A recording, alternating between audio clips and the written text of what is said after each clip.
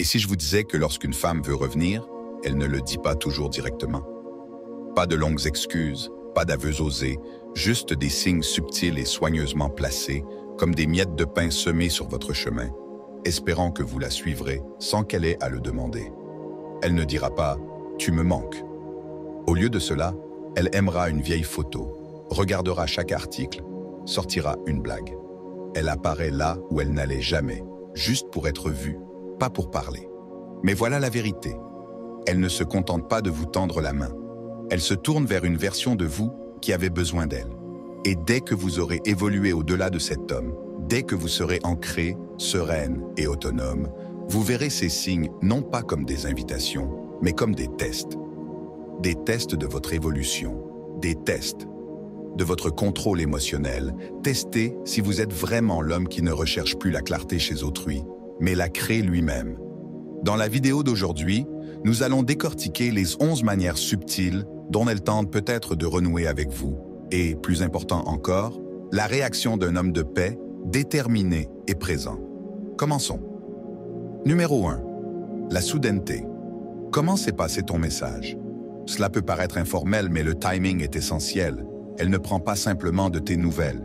Elle tâte le terrain pour voir si ta porte est toujours ouverte. Après tout ce silence, après la distance qu'elle a choisie, ce message ne vient pas de nulle part. Il vient d'un instant.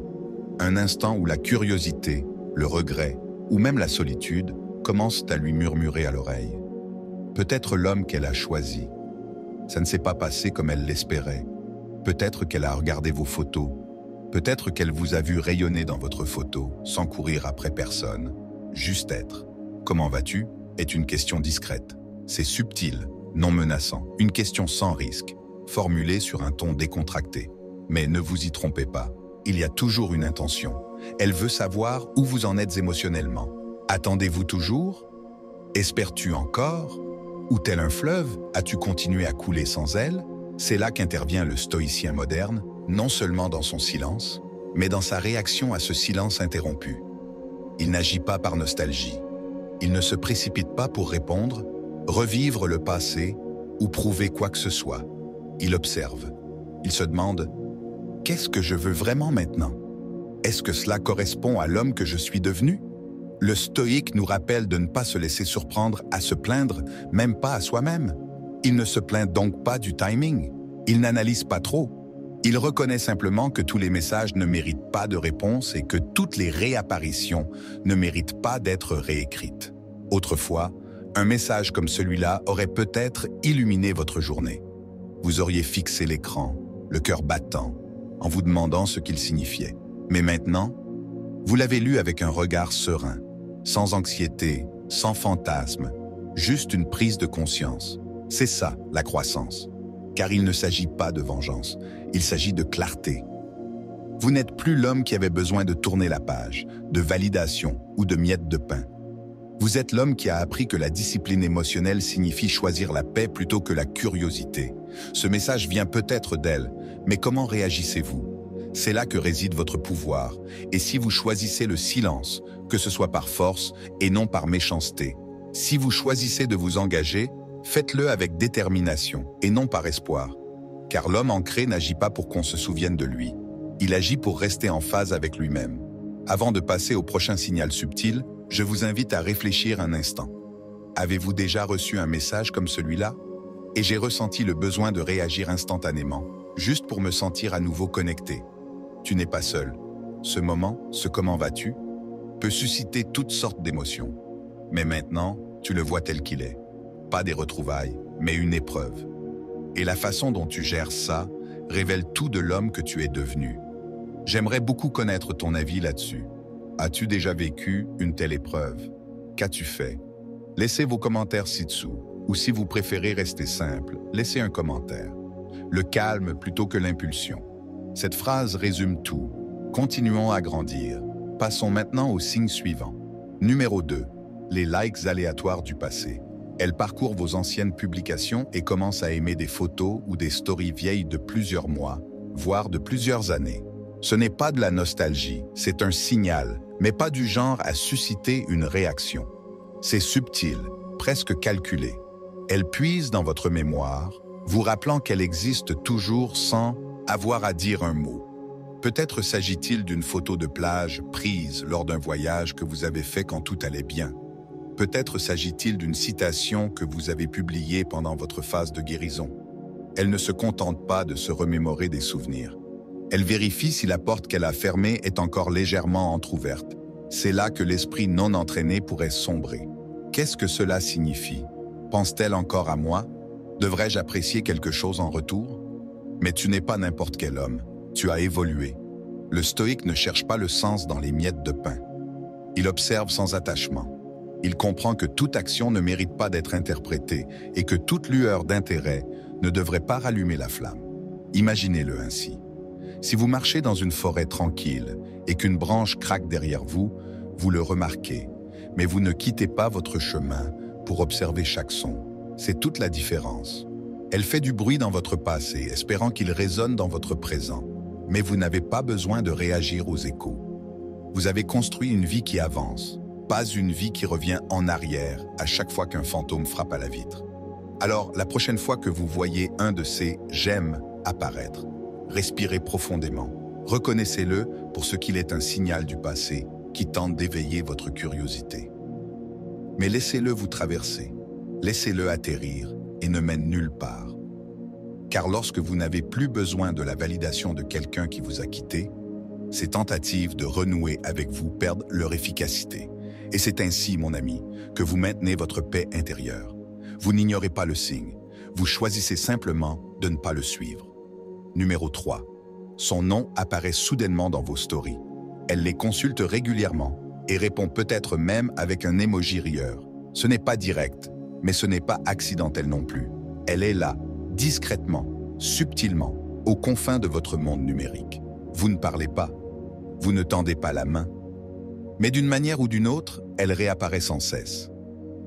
Un nom qui vivait autrefois dans votre cœur figure désormais dans la liste des personnes vues, et cela seul suscite quelque chose. Ce n'est pas que de la curiosité, c'est calculé. C'est la nouvelle version d'un signe de la main venu de l'autre côté de la pièce. Pas de mots, juste une présence. Un signal qui dit « Je te remarque toujours ».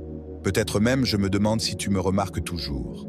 Et dans le monde d'aujourd'hui, c'est l'équivalent numérique de frapper doucement, juste pour voir si la porte s'ouvre. Mais c'est là qu'il faut garder les pieds sur terre. Le stoïque n'interprète pas chaque étincelle d'attention comme une invitation. Ce n'est pas parce qu'elle vous regarde que vous devez vous montrer performant. Peut-être que vous lui manquez, peut-être qu'elle s'ennuie, peut-être qu'elle se demande si vous êtes passé à autre chose ou si elle a encore accès à vos informations. Quelle que soit la raison, ce n'est pas à vous de chercher la clarté. Imaginez-vous sur la terre ferme. Elle passe devant vous et vous jette un coup d'œil. Allez-vous danser pour attirer son attention ou rester immobile, ancré dans votre paix intérieure, insensible au bruit? C'est de cette force dont il est question. Vous pouvez savourer l'instant sans vous laisser entraîner. Inutile de publier davantage, d'en faire plus, ni de réagir. Parfois, le silence est plus fort que n'importe quelle réponse. Et quand on ne bronche pas, qu'on ne bouge pas, qu'on ne court pas après, c'est alors que le poids de sa présence revient sur elle. Alors, la prochaine fois que son nom apparaît dans vos histoires, n'y réfléchissez pas trop. Observez-le comme un stoïque le ferait, un nuage passager, ni bon ni mauvais, juste quelque chose qui existe et qui passe. Votre histoire ne se définit pas par qui regarde, c'est ce que vous êtes, sans avoir besoin d'être observé. Numéro 4. Elle fait des blagues privées. Soudain, elle évoque un vieux souvenir que seuls vous deux comprendriez. C'est sa façon de dire « je me souviens encore de nous ». Cela peut être déguisé en plaisanterie. Peut-être envoie-t-elle un message du genre « tu te souviens de cette horrible pizzeria dont tu avais juré qu'elle était géniale ?» Ou des commentaires « je viens de voir quelqu'un faire tes célèbres pas de danse ». Ce ne sont pas des hasards. Ce sont des déclencheurs intentionnels, des accroches émotionnelles destinées à vous ramener dans une bulle partagée où vous n'avez vécu qu'à deux. Ce qui est fascinant ici, c'est la subtilité. Elle n'avoue pas ouvertement que tu lui manques, mais elle exploite le raccourci émotionnel qui vous faisait rire, sourire et vous rendait proche. C'est une douce exploration du passé, non pas pour remonter le temps, mais pour vérifier si cette étincelle existe toujours. Mais c'est là que votre force est mise à l'épreuve.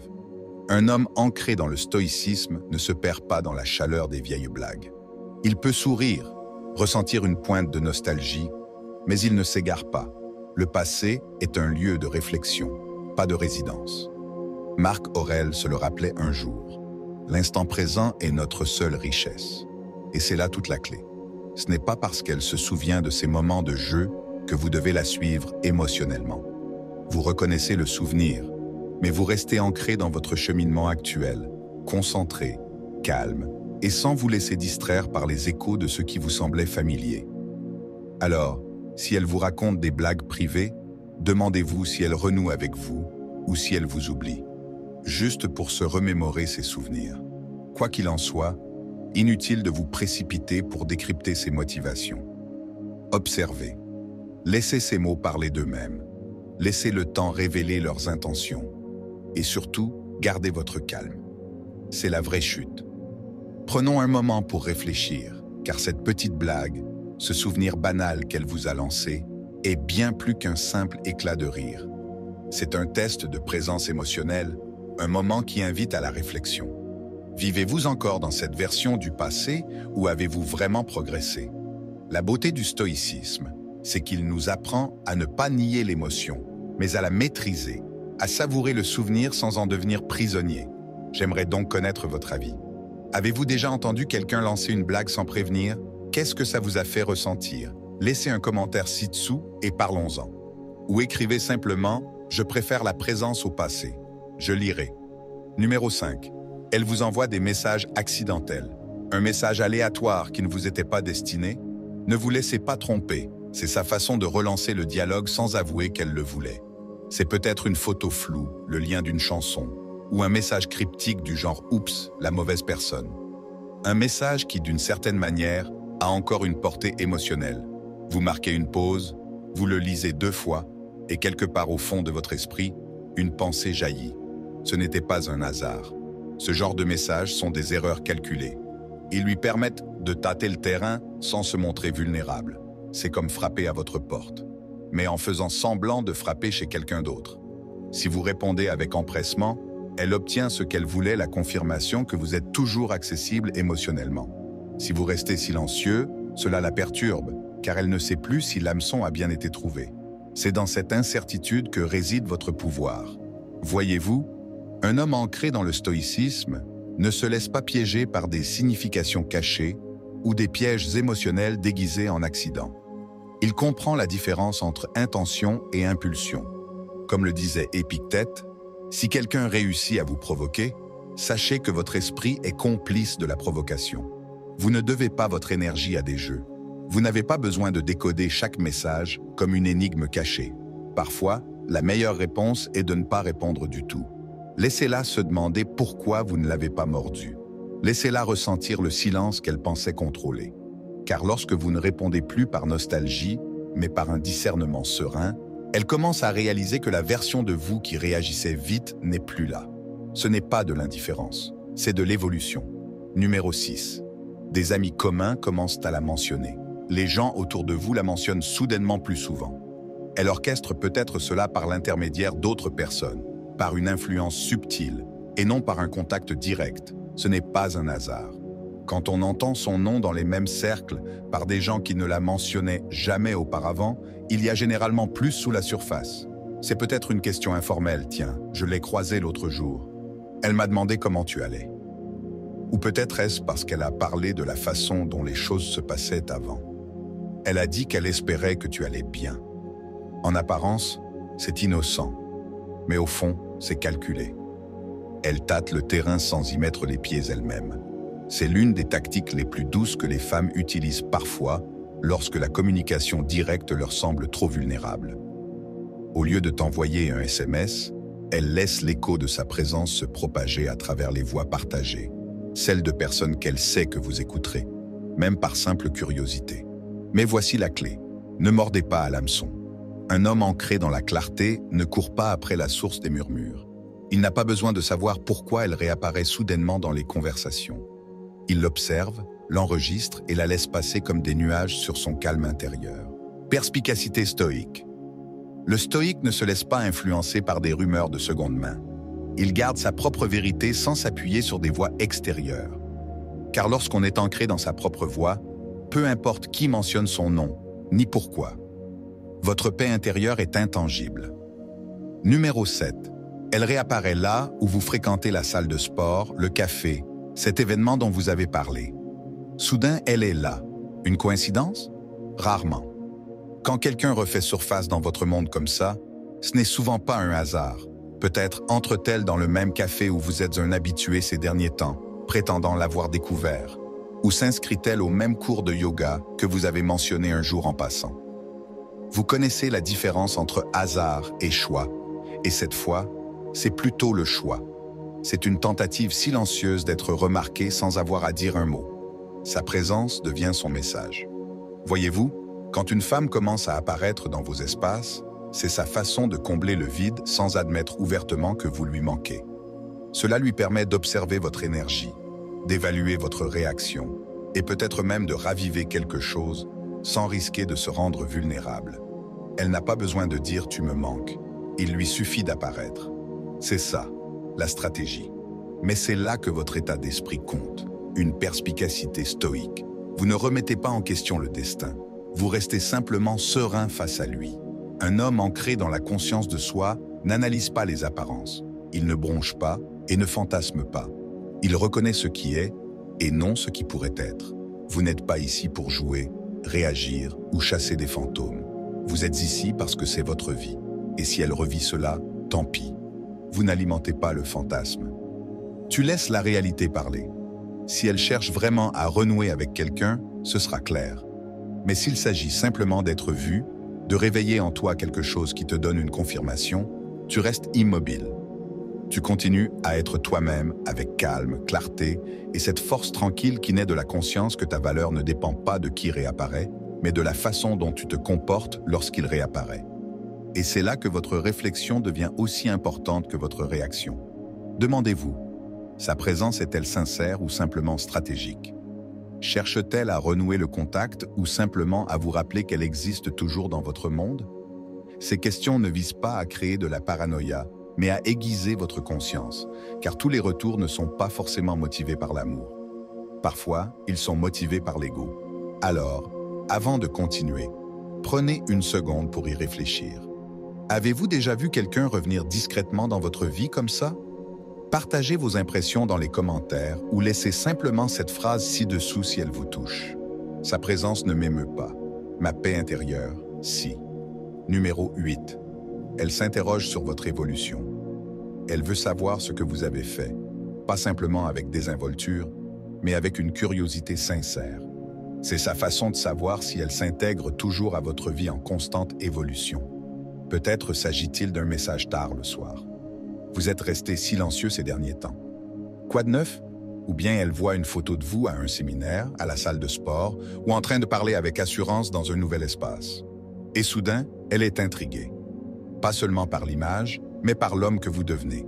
Et ne vous y trompez pas, ce n'est pas une simple conversation. Lorsqu'une femme qui vous côtoyait autrefois commence à vous interroger sur votre évolution, c'est souvent parce que quelque chose a changé. Elle le sent. Vous ne gravitez plus autour d'elle comme avant. Votre attention, votre énergie, votre concentration sont désormais tournées vers l'intérieur. Et cette évolution silencieuse est plus éloquente que tous vos mots. Elle pourrait vous demander « Travaillez-vous toujours sur ce projet ?» ou « Vous avez changé ?» Qu'est-ce qui a changé? Mais derrière ces questions se cache quelque chose de plus profond. Elle essaie de comprendre si la version de vous qu'elle connaissait est toujours à portée de main, ou si elle perd déjà contact avec un homme qui n'attend plus qu'elle le remarque. Et c'est là que le principe stoïque s'applique. L'homme discipliné grandit pour lui-même, pas pour les applaudissements, ni pour la validation, et certainement pas pour une seconde chance avec quelqu'un qui ne prend conscience de sa valeur que maintenant. Marc Aurèle disait « Ne perdez plus de temps à débattre de ce que devrait être un homme bien.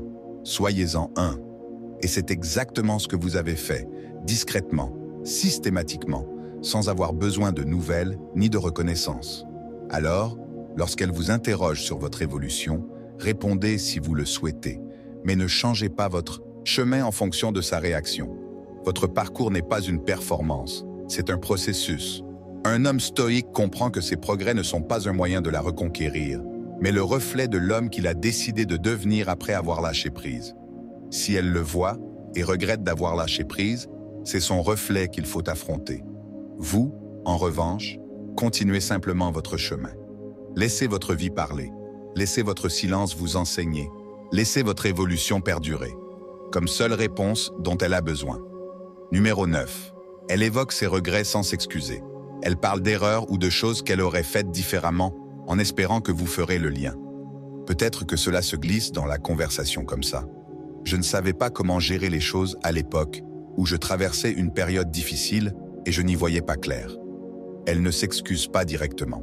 Elle laisse une traînée d'indices, en espérant que vous interpréterez sa réflexion comme un aveu de culpabilité discret, sans qu'elle ait à dire toute la vérité.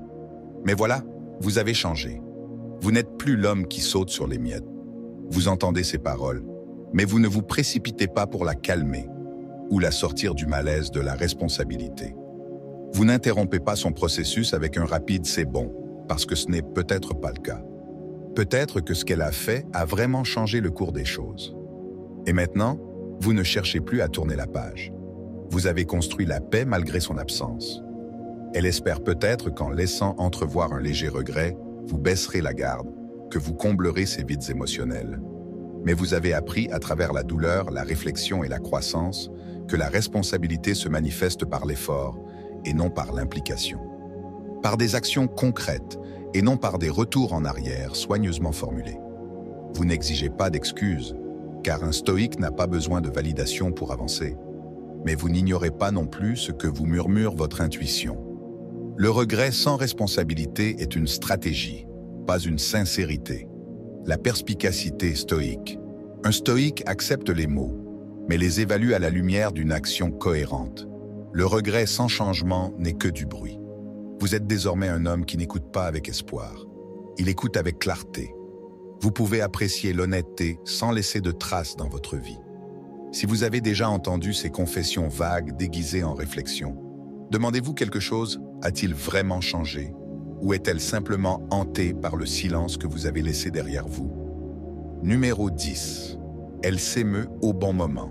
Des larmes, une vulnérabilité ou le partage de pensées profondes lors d'un moment de connexion. C'est sa douce tentative de rouvrir votre cœur sans l'exiger. Et ne vous y trompez pas, le moment est important. Peut-être lors d'une conversation tranquille, peut-être après un long silence, ou peut-être lorsqu'elle sent que vous êtes enfin en paix sans elle. Soudain, elle révèle une part d'elle-même qu'elle cachait auparavant. Elle se confie sur ses peurs, ses regrets, ou sur le regret qu'elle ressent pour le passé. Et sur le moment, cela semble réel. Cela peut même sembler apaisant. Mais voilà la vérité. Les émotions, même sincères, peuvent toujours servir à quelque chose. Elles peuvent stimuler votre empathie. Elles peuvent réveiller en vous ce vieil instinct protecteur, celui qui vous poussait autrefois à vous précipiter, à la rassurer et à oublier la douleur que vous portez. C'est un geste puissant, qu'il soit conscient ou non. Son timing émotionnel s'accorde souvent avec le moment où elle sent son emprise sur vous faiblir. Quand la logique ne fonctionne pas, la vulnérabilité prend le dessus. C'est là qu'intervient l'état d'esprit stoïque. Non pas pour endurcir votre cœur, mais pour clarifier votre point de vue. Voyez-vous, un homme qui pratique la discipline émotionnelle n'ignore pas la douleur d'autrui, mais il ne laisse pas cela perturber sa propre évolution. Alors, quand elle pleure, quand elle se souvient, quand elle peint des images de ce qui aurait pu être, l'homme stoïque l'entend, mais il s'entend aussi. Il se souvient de ce qu'il a fallu pour reconstruire son œuvre. Il ne laisse pas une seule larme réécrire les chapitres qu'il a clos pour une raison. Il ne s'agit pas d'être froid, il s'agit d'être clair. La compassion ne signifie pas capituler. Vous pouvez accepter ses émotions sans vous précipiter pour y remédier. Vous pouvez ressentir ses paroles sans les laisser vous détourner de votre objectif. Si elle est sincère, ses actes reflèteront ses émotions longtemps après que ses larmes auront séché.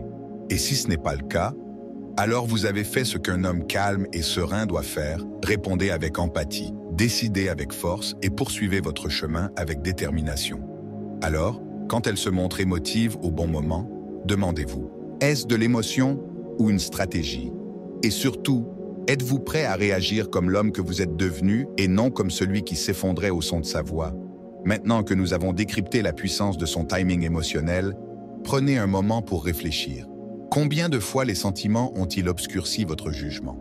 Il ne s'agit pas de nier l'émotion. Il s'agit d'honorer votre évolution sans vous laisser entraîner dans des schémas qui vous ont autrefois épuisé. La capacité à rester concentré face aux émotions est ce qui distingue un homme réactif d'un homme qui dirige. Dites-moi ce que vous en pensez dans les commentaires. Avez-vous déjà eu l'impression que sa vulnérabilité apparaissait juste au moment où vous alliez enfin passer à autre chose? Ou laissez-moi simplement un commentaire. La compassion ne signifie pas l'abandon. J'aimerais savoir comment tu vois ça. Numéro 11. Elle tâte aussi le terrain avec le silence. Tout comme tu as utilisé le silence pour reprendre du pouvoir, maintenant elle le reflète. Elle disparaît brièvement, espérant que tu briseras la distance. Elle cesse de répondre aux stories, cesse d'aimer tes publications, peut-être même disparaît des radars pendant quelques jours. Ce n'est pas une coïncidence, c'est une stratégie. Son silence n'est pas toujours lié à passons à autre chose. Parfois c'est un appât. Elle veut voir si l'absence vous pique toujours autant.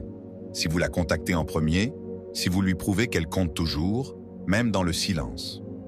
Et la vérité? C'est tentant. Surtout quand le silence dure juste assez longtemps pour vous faire réfléchir. Est-elle finie pour de bon? Dois-je dire quelque chose?